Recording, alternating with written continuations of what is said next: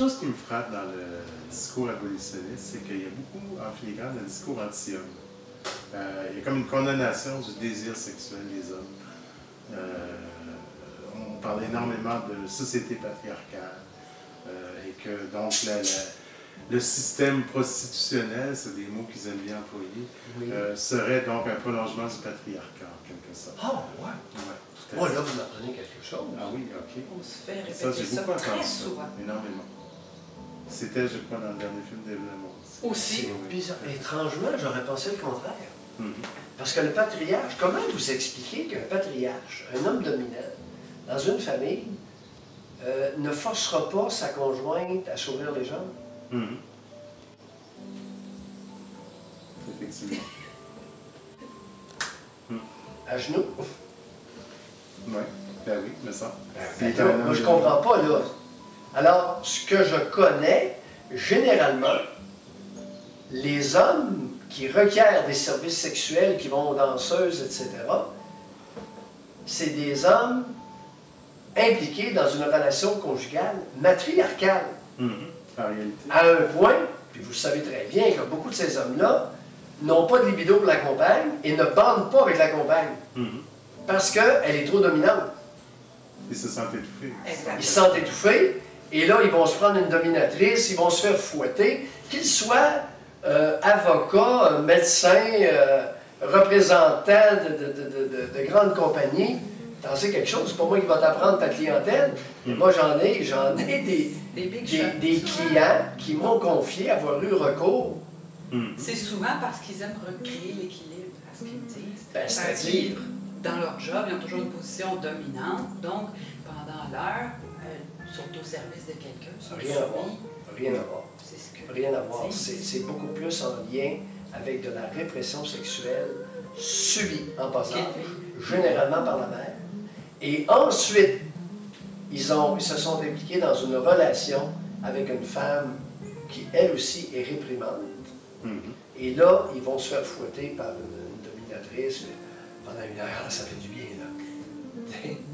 Pour recréer, c'est bizarre, il y a une recherche inconsciente de la répression sexuelle initiale. Et généralement, il y a eu du fouettage. Donc, coup de ceinture, des trucs comme ça. Ben oui. Ben oui. Des claques, des coups de ceinture, des coups de bâton. Oui, oui, c'est ça. Ça peut aller plus loin. Claques sur les fesses. Oui. Au visage, humiliation, tout ça. Oui. Puis ils vont recréer avec toi ou avec d'autres femmes. Puis là, le monde ne comprenne pas. Écoute, à un moment donné, j'ai eu connaissance, la rumeur voulait qu'un juge ait demandé à sa secrétaire de le fouetter avec sa ceinture. La secrétaire n'avait pas voulu. Ça avait été un running gag dans un palais de justice. Tu sais, il y en avait de toutes les couleurs. J'ai bien dit une rumeur, mais le type était très particulier. Mais encore là, on ne sait jamais. C'est pas ça que servent les TDS, justement. TDL étant? TDS, travailleuse du sexe. TDS. Oui. OK. Ben écoute, j'ai travaillé du sexe. Il vaut mieux avoir recours à une TDS qu'à sa secrétaire. Ben, ce qui arrive, c'est que... Ça cause moins de problèmes au bureau, en tout cas. Ah, mais attendez un peu, là. Attendez un peu. À ce moment-là, là, les hommes refoulés sexuellement, écrasés sexuellement, dans une société matriarcale, ont des exutoires. Les danseuses, puis les travailleuses du sexe, puis les escortes, puis alouettes. Bon. Maintenant, puis ça leur fait du bien, je suis d'accord. Ça, j'ai eu de nombreux témoignages. Les gars, ils n'osent pas trop s'en vanter, puis souvent, que jamais je suis allé aux danseuses dans l'isoloir me faire sucer. Ils vont... Mais il y en a fait, par exemple, lorsque vient le temps de consulter, puis de se raconter ou de s'introspecter, j'apprends des choses très intéressantes. Et c'est rare qu'un homme m'a dit « ça m'a fait du mal ». J'ai à peu près jamais entendu ça. En tout cas, vous faites du bien à des degrés différents. Maintenant, qu'est-ce qui arrive avec les femmes qui ont été écrasées sexuellement, piétinées, refoulées, réprimées? frustrées sexuellement. Et on sait que les mères sont souvent très dures avec les filles.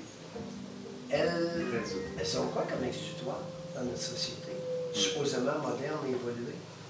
Pas grand-chose. Un bon danseur. Ouais, mais il y en a pas beaucoup. Non, c'est ça. Il y a combien de clubs de danseurs à Montréal? Il y en a.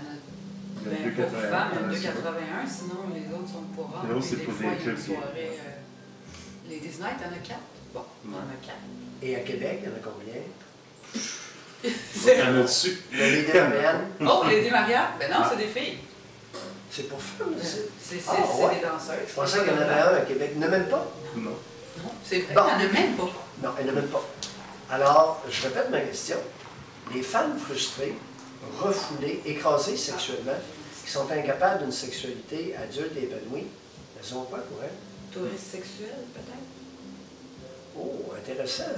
Tu Il y soulèves en a une couvercle. qui vont régulièrement à Cuba ou à République dominicaine. Bien sûr, il faut garder ça sous silence. Mais il y en a de plus en plus. Oh! Ça va être intéressant tantôt d'essayer de cerner le pourcentage. Mhm. Ça, justement, ça Parce que là, on a toutes nos histoires, là. Absolument. Puis moi, j'ai une histoire, puis j'ai des patientes, puis j'ai une secrétaire à un moment donné, puis. Il y en a une, il y avait une blague. Il y avait une blague que j'ai entendue il y avait des années, dans un milieu où je travaillais, et il y en a une, je travaille très fort, je rentrais avec mes dossiers, puis je mets les dossiers en dessous, puis j'entends une histoire de propos sexuels. Alors, j'ai tendu l'oreille, pas intéressé que j'étais, et j'ai entendu une infirmière mentionner qu'elle a dit, une telle, elle était tellement pleine de sperme qu'on pensait qu'elle ne passerait pas aux douanes en revenant. Une infirmière. Vrai comme vous êtes là. Elle avait eu des belles vacances. J'ai pas dit un mot. Et là, elle a raconté qu'elle en prenait 2, 3, 4 par jour. Et Seigneur. C'est pas une joke. En tout cas, c'est ce que j'ai entendu. Puis elle se parlait, là. Quand même ouvertement. Et Ça écoute, peut entendre. elle se parlait ouvertement de ça, là. Ça, c'est un autre grand tabou dans notre société aussi. Une femme, c'est pas supposé aimer Des ça. mille sexes, c'est ça, on est supposé En d'avoir tout cas, je peux vous dire ça. qu'il y a des femmes, il y a des Québécoises, quand elles vont dans les îles, Mhm. OK, dans le sud Oui. et au Mexique. Il y en a qui vont là pour ça. Oui, oui, oui, ça existe vraiment. Puis, Il y a même des trucs. il y a des madames bien. Oui, oui, qu'on ne s'attendrait jamais à ça d'elle. Mais Il y a ailleurs, des madames de très bonne famille. Mhm. Puis, j'oserais pas qualifier les familles, là, parce que ça serait reconnaissable. Mais encore, il y a à peine 3 mois, il y a un avocat qui me racontait que personne n'y connaissait la fille de... Et elle était complètement inactive sexuellement dans la ville québécoise, mais dangereusement au Mexique. Mhm. Ah, c'est ça, c'est une Donc, réalité. Je pense que c'est important d'en parler parce que si c'est vrai qu'il y a une augmentation importante du tourisme sexuel des femmes québécoises, je pense qu'on aura avantage là, à sortir ça des dynamites. Mhm. Et en même temps qu'on parle de sexualité, de services sexuels payés, consentis, j'ai l'impression qu'on aurait avantage à élargir un peu le débat et à inclure ça. Dire, écoutez, mesdames, là, je veux bien là, que vous soyez scandalisées, puis vous ayez peur des danseuses, puis des ci, puis des ça, mais sachez que vous avez des consoeurs qui n'osent pas être actives sexuellement ici, mais ailleurs, qui ça sont... en C'est va. loin Cœur pour joie, eux. c'est ça, exactement. Seriez-vous qu'on Puis est dans une avec société- les risques que ça importe, Ben, c'est ça. que ça comporte, c'est-à-dire, De se faire arrêter là-bas.